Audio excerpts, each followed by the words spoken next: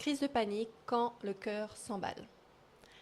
Est-ce qu'il t'arrive parfois d'avoir des palpitations, de sentir ton cœur commencer à s'emballer, à battre très vite, sans raison apparente? Et peut-être dans ces cas-là, tu te mets à paniquer, tu te demandes si peut-être tu n'as pas un problème. Eh bien rassure-toi, les palpitations, elles sont très souvent liées aux crises de panique. Et donc non, ton cœur, il n'est pas en danger. Et il y a une raison très simple à ce symptôme. Et donc c'est ce que je te propose d'explorer dans cette vidéo. Je vais t'expliquer d'abord d'où viennent ces palpitations pour t'aider à comprendre justement ce mécanisme qui se met en place et te donner des pistes pour t'aider à faire face à ces crises. Alors petit disclaimer avant de commencer, on parle ici d'anxiété. Donc si tu as le moindre doute sur ta santé cardiaque, va consulter un médecin. Donc qu'est-ce qui se passe quand tu subis des palpitations? Eh bien tout simplement c'est ton système nerveux sympathique qui se met en action. Donc pour rappel, dans le système nerveux tu as la part sympathique qui est en quelque sorte l'accélérateur. Donc c'est quand le sympathique se met en activation, c'est pour répondre finalement à un danger. Donc il va préparer le corps à répondre à ce danger en augmentant le rythme cardiaque, en augmentant la respiration, en dirigeant toute l'énergie vers les muscles, en dilatant les vaisseaux sanguins pour que le sang puisse affluer vers les muscles, et de l'autre côté, en mettant sur pause la digestion, en mettant sur pause la salivation, et en dilatant les pupilles. Donc ça, c'est tout ce qui se passe dans ton corps quand ton système nerveux sympathique s'active. Donc cette activation du sympathique, elle a lieu quand le corps perçoit un danger. Donc tout simplement, si effectivement tu te retrouves face à un accident, ton système nerveux sympathique va prendre le dessus. Mais après, dans certains aspects de ta vie, au travail par exemple, si tu dois par exemple prendre la parole face à un groupe de personnes, si tu dois te retrouver face à des clients, ou quand tu es avec tes enfants, que tu as peur pour ton enfant qui tombe devant tes yeux. Bref, dans tous les instants du quotidien, en fait, régulièrement, ton système nerveux sympathique, il va s'activer parce que ton cerveau perçoit un danger.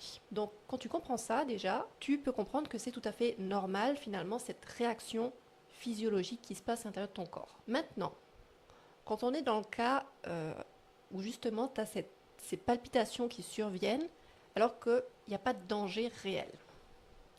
Donc là, c'est clairement quand tu souffres d'anxiété. Là, ce qui se passe, c'est que effectivement, il n'y a pas de danger réel que tu peux percevoir et intellectualiser, mais dans ton subconscient, qui lui continue à mouliner, il va percevoir des dangers partout. Tous ces micro-stress que tu vis au quotidien, ça s'accumule dans ton corps.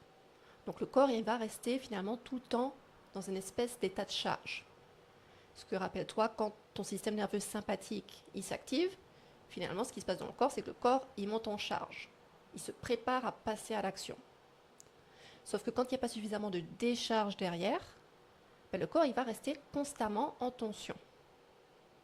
Et donc dans ton subconscient, constamment, il y a potentiellement un danger qui va se présenter. Maintenant, quand on prend le cas en pleine nuit, si tu souffres de panique nocturne et que tu as des crises de palpitation en pleine nuit, là rappelle-toi que si le corps pendant la nuit il est au repos, ton esprit, ton subconscient, lui, il est tout le temps en activité. Donc il continue sa journée sur un autre plan.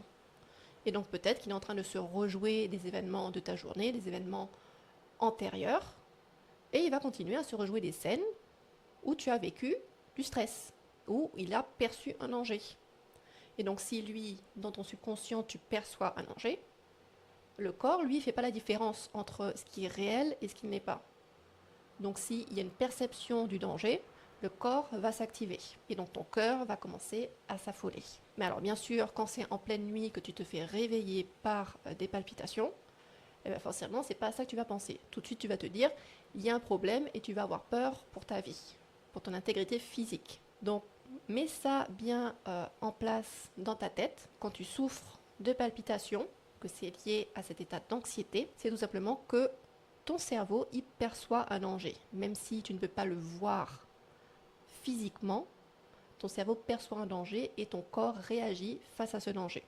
Donc, il y a une explication logique, physiologique à ce que tu ressens dans ton corps. Donc du coup, maintenant qu'on a compris ça, qu'est-ce qu'on fait quand on se retrouve face à une crise de panique?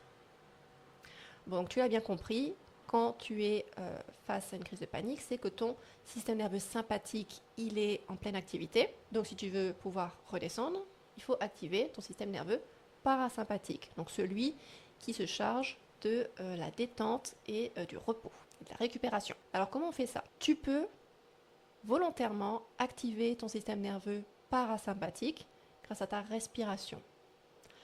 La respiration, c'est la seule fonction biologique du corps qui est à la fois inconsciente, puisque c'est une activité qui est autonome. Tu ne mets pas l'information consciente pour respirer, ça se fait naturellement sans y penser, mais tu peux consciemment impacter le rythme de ta respiration. Et donc tu vas pouvoir jouer avec ce rythme de respiration pour pouvoir faire redescendre le système nerveux. Et donc ici, le rythme clé, c'est d'allonger ton expiration. Donc par exemple, pour commencer, si tu es vraiment sous un état de stress important, inspirer sur 2 temps et expirer sur 4 temps. Tu allonges ton rythme d'expiration et tu vas respirer comme ça en rythme pendant plusieurs minutes jusqu'à ce que tu sentes que le corps commence à se détendre. Je te recommande en parallèle de mettre une musique douce en fond pour vraiment avoir différentes stimulations et éviter à ton mental de repartir encore dans les tours. Donc, tu poses ton attention sur ta respiration, tu te concentres sur ce rythme de respiration et en arrière-plan, tu vas être aussi concentré sur la musique que tu entends et ça va vraiment te poser dans l'instant présent et t'aider à redescendre. Maintenant, je vais te donner aussi une petite botte secrète avec l'utilisation des huiles essentielles. Quand tu sens que c'est vraiment dans une panique assez importante, si c'est en pleine nuit et que c'est difficile. Ce que tu vas pouvoir utiliser ici, c'est l'association de 2 huiles essentielles, le basilic et l'ylang-ylang. Alors encore une fois, les huiles essentielles, on fait attention. On n'utilise pas quand on est femme enceinte. Et toujours, de toute façon, tu vérifies les contre-indications potentielles des huiles essentielles pour s'assurer que ça va bien correspondre avec ta situation. Dans le cas de l'ylang-ylang, par exemple, je le dis ici, on n'utilise pas l'ylang-ylang si on est sous traitement antihypertenseur. Donc toujours, avant d'utiliser des huiles essentielles, si tu n'en as pas l'habitude, vérifie les contre-indications potentielles. Donc avec ces 2 huiles-là, tu vas pouvoir les utiliser en voie interne. Donc c'est-à-dire, tu poses une petite cuillère d'huile d'olive et tu vas laisser tomber une goutte de chaque huile sur cette cuillère d'huile d'olive et tu vas avaler ça. L'huile de basilic, c'est une huile qui est digestive, qui est antispasmodique, donc elle va aider à libérer les tensions des contractions musculaires et elle est aussi légèrement sédative, donc elle va venir calmer et aider à dormir. L'ylang-ylang, c'est l'anxiolytique par excellence, donc elle va vraiment aider à se détendre ici. Et elle va surtout agir sur le rythme cardiaque, faire redescendre le rythme cardiaque. Donc l'association de ces 2 huiles-là, c'est vraiment un combo très efficace pour aider le corps à redescendre.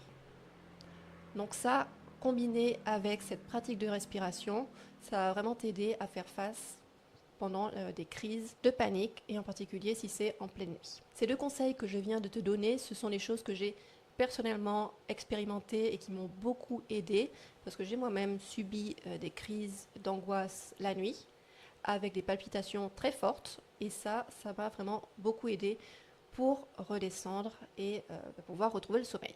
Rappelle-toi que traiter son anxiété, c'est un chemin. Il n'y a pas de solution miracle, il y a tout un ensemble de solutions que tu vas mettre en place dans ton implication personnelle pour te libérer de cette anxiété. Et surtout, n'hésite pas à te faire accompagner dans ta démarche. Si cette vidéo t'a plu et si tu as appris des choses, je t'invite à t'abonner et à me laisser un petit commentaire en dessous de cette vidéo.